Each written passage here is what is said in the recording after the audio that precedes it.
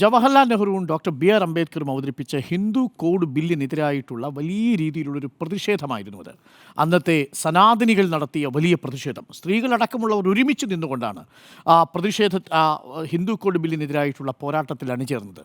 All India anti Hindu code bill movement എന്ന പേരിലൊരു വലിയ മൂവ്മെൻറ്റ് അവർ തുടങ്ങിയിരുന്നു.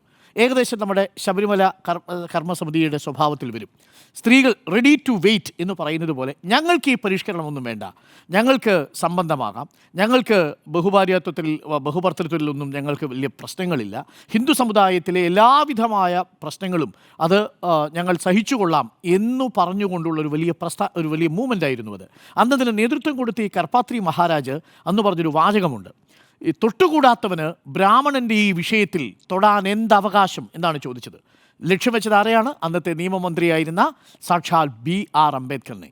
ഇന്ന് പന്തളത്ത് മുഴങ്ങിക്കെട്ടതും അങ്ങനെയുള്ള കാര്യമല്ലേ? നിരീശ്വരവാദിയായ ഒരു മനുഷ്യന്, ദൈവത്തിൽ വിശ്വസിക്കാത്ത മനുഷ്യന് ശബരിമലയിൽ എന്ത് കാര്യം എന്ന് ചോദിച്ചുകൊണ്ടാണ് ഇന്നത്തെ സംഗമം നടക്കുന്നത്. ഒന്ന് ആലോചിച്ച് നോക്കൂ. 1949 കർപ്പാത്രി മഹാരാജനെ നമുക്ക് തിരുത്താൻ പറ്റി.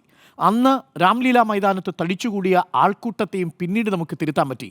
ഹിന്ദു കോഡ് ബില്ല് നെഹ്റുവിൻ്റെ കാലത്ത്, പിന്നീട് അംബേദ്കർ പോയതിനു ശേഷം നടപ്പാക്കാൻ സാധിച്ചു.